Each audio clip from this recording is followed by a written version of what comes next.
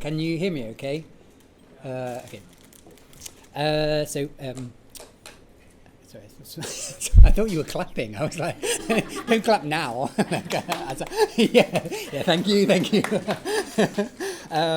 So hi everyone. It gives me great pleasure to welcome you all to the first of this year's academic year summit of this academic year, BODYSTACK, which has been organised and hosted by MA Fashion Media and Communication. I think everyone does know me, but just for whatever, for purposes of the camera maybe, just very quickly introduce myself. So my name's Daniel Felstead. I'm the course leader of MA Fashion Media and Communication here at London College of Fashion. So if last year's summit asked what roles do our wired and mediatized bodies play in our current age of extremes, this year's summits ask how our bodies and identities are constructed, sustained and transformed as we navigate our way through the expanded universes of digital and physical platform stacks. Such a question seems pertinent not only because of the increasing domination of digital platforms in determining our very existence, but also, and much closer to home, very shortly we will be trying to navigate our way through a 13-story platform stack when we finally are able to occupy the new campus just down the road.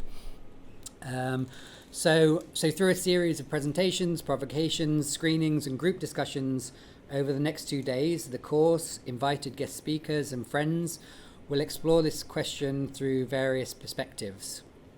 I would like to firstly thank a number of people who have made this summit possible. So firstly, all the great speakers who have been so generous with their time and brilliance. The Lab E20 for hosting this year, this event, like last year's.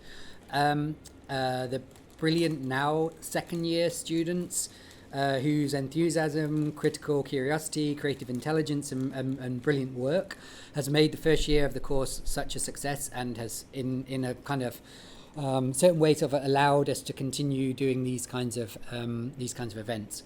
And finally, I'd like to thank my colleague Jen, who has helped organise this summit and is an integral part of the course. So thank you. So, how to make the stack wet? In Capitalist Dead, cultural theorist Mackenzie Walk argues that we are entering a post-capitalist era, one determined by a new layer of abstraction which no longer concerns itself with the production of material goods. Instead, its attention is on controlling the complex vectors of information that circulate through the stack. If so, how do we navigate our way through, in and with the stack? Such a question is of particular importance to fashion, given that it is through our mediated bodies in which we principally display, travel and experience ourselves and each other. Moreover, it is through how we appear and disappear to the various protocols that regulate the vectors of information within the stack that in large part define what spaces, experiences and desires we have access to. Such a question would require some understanding about what the stack is, what it affords, what it incentivizes, what it inhibits. It would also require an understanding of our own bodies, what they afford, what they incentivize, what they inhibit. Similarly, it would involve some consideration of what forms our bodies take, how they mutate, how they are identified and represented, and how they survive as they circulate, willingly or otherwise, through the intersecting yet competing platforms that make up the stack. In its most general sense, a stack is an orderly pile of objects, usually on top of one another, such as a stack of dishes. A tech stack is the set of technologies used to develop an application, including programming languages, frameworks, databases, front-end and back-end tools, and APIs.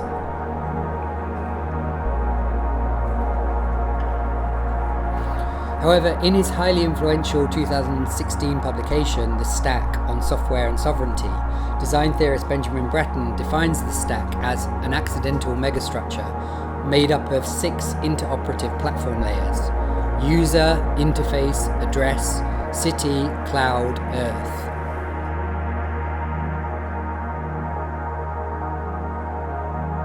How then do we maneuver through the cascading layers of this accidental megastructure? One way would be to think of our own bodies themselves as nested stacks, as an ordered pile of elements, making it, at least in principle, an optimized vector bod, primed for information flow. Such an understanding, however, is a delusional misreading of the kludgy, messy and deranged ways in which our pile of organs, selfies, muscle tissue, memes, bone, flesh, thirst traps, membrane, TikToks, hormones, purchase lists, microplastics, shit, piss, blood and ghost profiles are actually composed and function. Surely our bodies are too wet, messy and excessive to be stacks. The stack is ruthlessly dumb. It has 2 dominating features which it brutally imposes on all its inhabitants. The first is its malevolent insistence for all those trapped within it to keep on moving, adapt or die, move or be killed. The second is its pathologically callous desire for complete categorization. To survive the stack, one must maintain the first whilst avoiding the second. As Deleuze reminds us, if you're trapped in the dream of the other, you're fucked.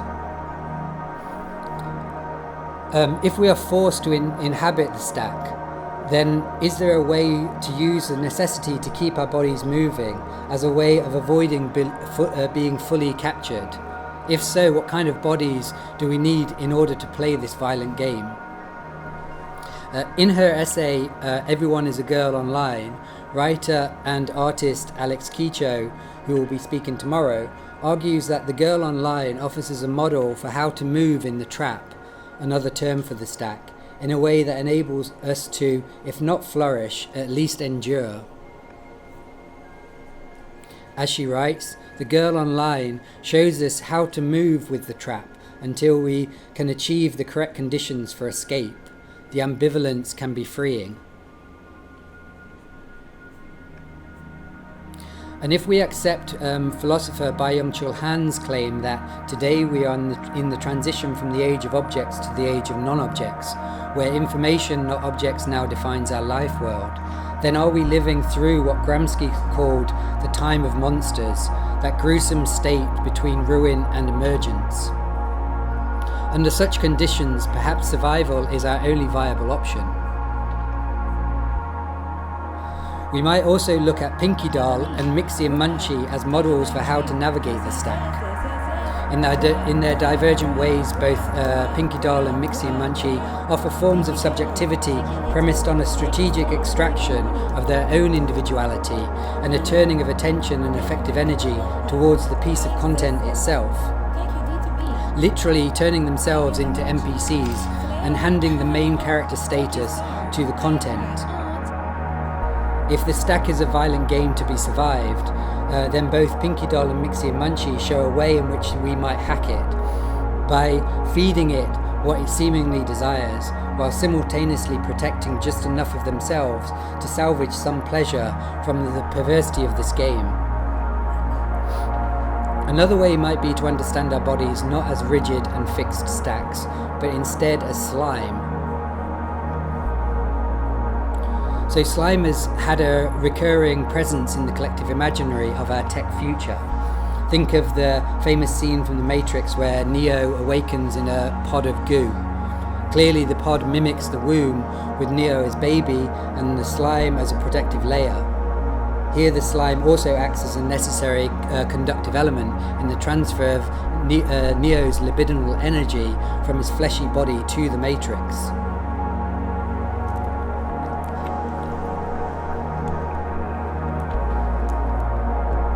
Somewhat problematically for the great existentialist Jean-Paul Sartre, slime is inherently feminine, as he writes in Being and Nothingness.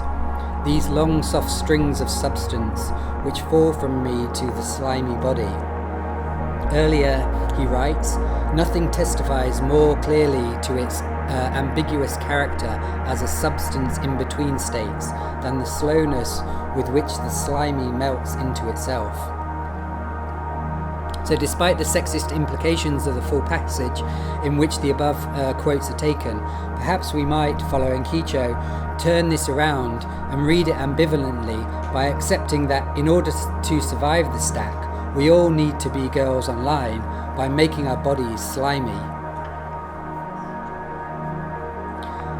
Certainly slime is having a moment, not only in the numerous Insta and TikTok slime vids that flood our feed, but also most notably in the recent Prada menswear show, which used dripping slime walls as part of the backdrop to the runway show.